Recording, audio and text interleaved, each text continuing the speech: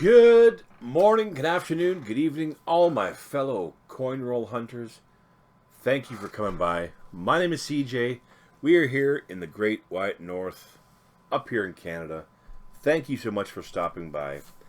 If you're new to the channel, please consider subscribing, and you'll pick up a lot of tips and tricks along the way. And if you enjoy this video, please remember, hit that thumbs up. Subscribe and turn on the notifications bell so YouTube will notify you when we do more videos like this and when we go live, doing live coin roll hunts. Okay, moving on. The reason why you came here.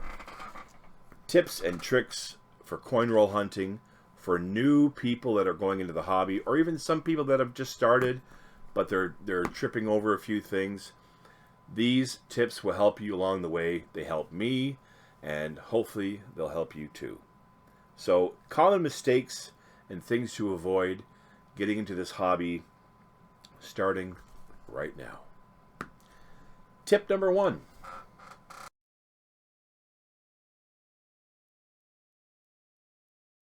Don't drop off the coins where you pick them up. Let me explain. If you go to a certain branch or a bank that has multiple locations, that is in your benefit. When you pick up from one branch, I pick up from my home branch. They know me there. And they don't want to order you coins and then have to get them again and deal with it, because that's more work for them.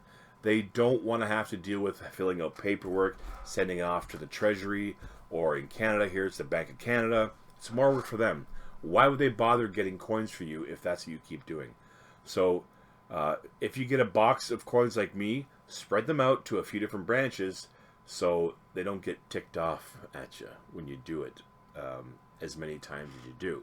I have about 5 or 6 branches that I can go to, so it's not so bad. It works in my favor. So remember that. Don't drop off where you pick up. It'll help you in the long run. Tip number 2.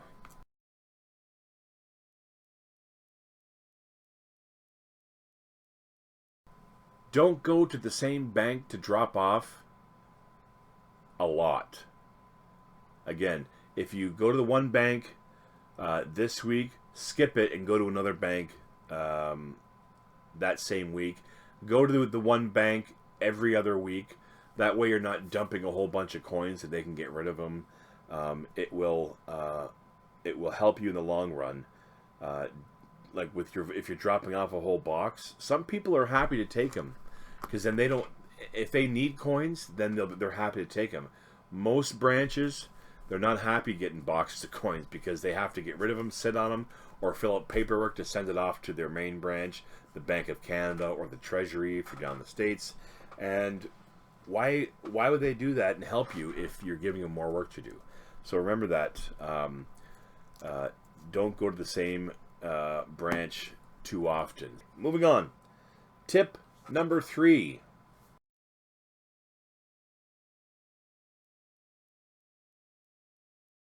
Now this is a very important tip. It will help you in the long run, especially when you're ordering coins.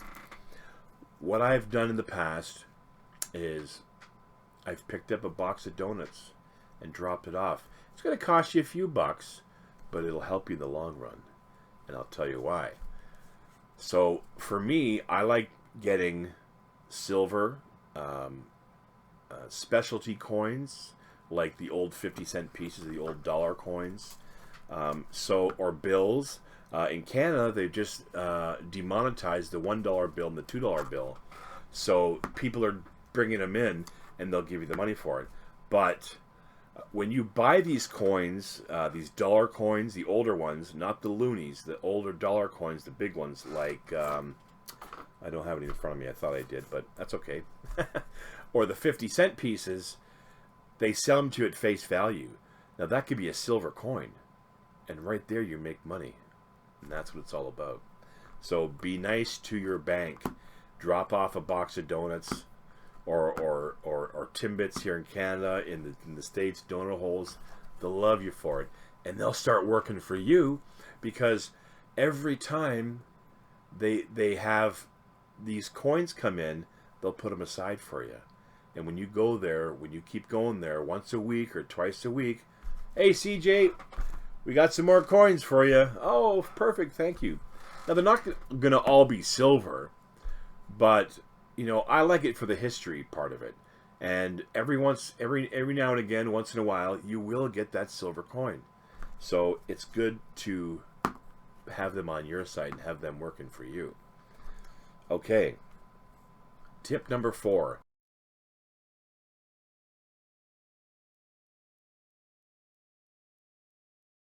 This is very important to remember. Do not consider this a full-time job. You will not make money doing this. You might get the odd coin now and then that's worth good money, but it's not going to happen all the time. Remember that. This is a hobby. Do not consider this a full-time job. You will go broke fast. You'll be out on the street, living in the woods with all your coins. Don't do it. It's very addicting. Trust me, it is very addicting. Don't forget that. But don't let it take over you. Don't let it consume you, because it will. And just be careful. Okay? This is a hobby, and you will not get rich. Again, you will get the odd coin here and there, or a collection dump, and wicked amazing. But it doesn't happen all the time. So keep that in mind. Tip number 5.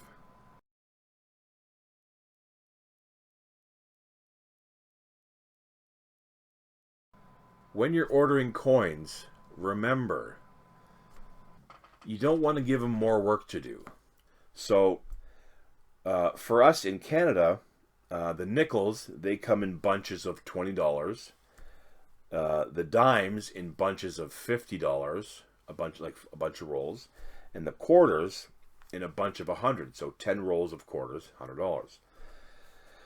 Now, if you go and say, "Oh, give me 2 rolls of nickels, 3 rolls of dimes, 4 rolls of quarters," they'll do it.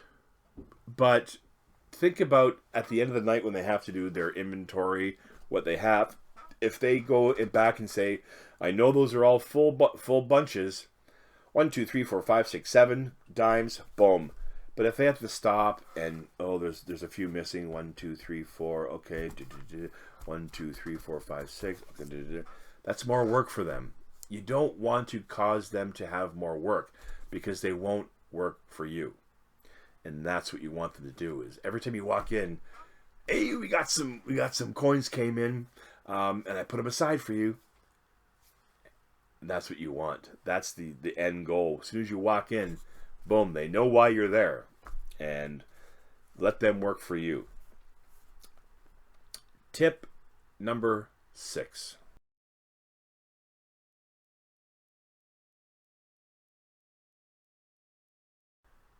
Don't hoard coins. Now, unless it's silver, different story. Silver's a good thing to hoard, because price is going up and up and up, and you're only going to make money the higher the value of the coins go up. Because if you're sitting on a bunch of coins for no apparent reason, maybe you want to go through them after, if you're looking for errors, that's okay. But that's money that's sitting there that you can be buying more coins with. So remember that. It is something that you shouldn't do, unless, you know, some people they'll keep pennies for the copper. But remember, after a certain date in Canada, I believe it's 1996. After that year 1996, it's only a copper outside coating. The core is steel and nickel, whatever. Before that, it's like 80% copper. So unless you're doing like an art project, I've seen it where they've covered a full table and like put resin over it. Looks pretty cool. Or I've seen like a backsplash in a kitchen. Again, it looks really cool. But don't sit on change, because that's money that can be put back into the system and get you more coins to look at. And you might find those coins that you really, really want, right? Tip number 7.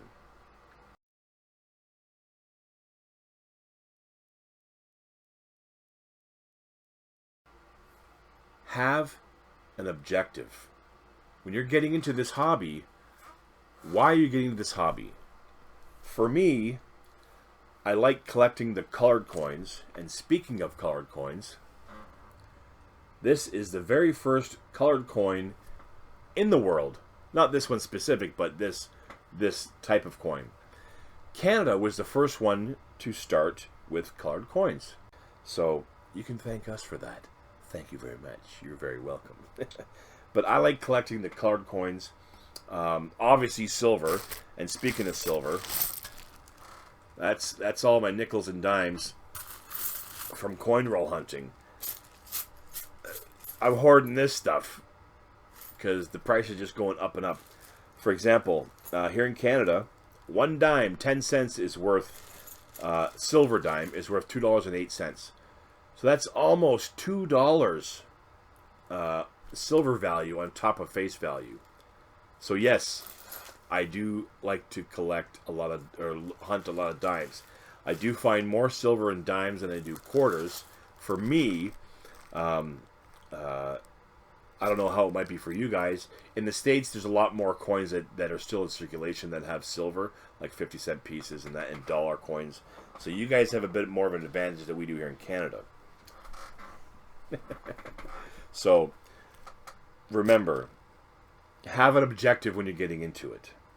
And again, I like getting U.S. coins because I go to the States. I go to Niagara Falls a few times a year. Obviously not now because of what's going on with COVID. But I'm just collecting more and more and more and more. When I go down there, it basically pays for the trip. And that's free money for us in Canada because your money is worth more than ours here in Canada. So either I will go down there, go to a bank, switch it into bills, bring it back to Canada, and then convert it to Canadian. Banks here in Canada, you can open a U.S. account, but they will not accept coins, only bills. So that's kind of a sore spot with me. But anyways, I digress.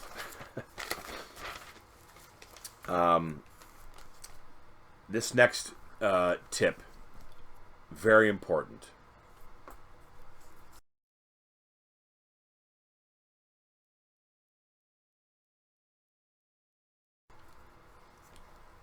Customer wrapped coins as opposed to machine wrapped coins. Now, I've been burnt a couple times. The first time is because I didn't know. Second time I was in a rush. But there are different reasons why I get machine wrapped versus customer wrapped. Machine wrapped, 0 US, 0 silver, but I find more colored. Customer wrapped, I find more US, I find more silver, but before you leave the bank, check your coins. Now, my branch knows me and they trust me, but if they don't know you very well and you leave and come back, they'll say, sorry, you left the bank, there's nothing we can do.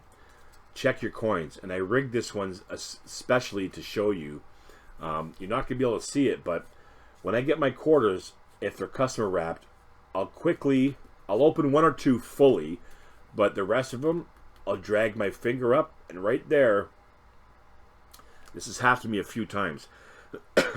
There's a nickel in there, and there's a gap. It stops right at the gap.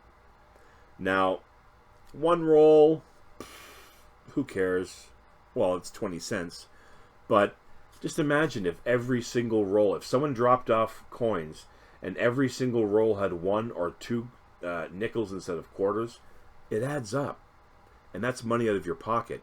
And if you don't check before you leave and bring it back and say, hey, I want a quarter, I got a nickel in here, they'll do it right there. But if you leave and come back, they can say, sorry, you left the branch. How do we know you didn't switch it? So be careful. Check your rolls when you get them before you leave the branch. Try and do it in sight of them so they see what you're doing, and then you can bring it up to the branch manager or the teller and they'll swap it out for you. So in conclusion, this is a very fun hobby for me.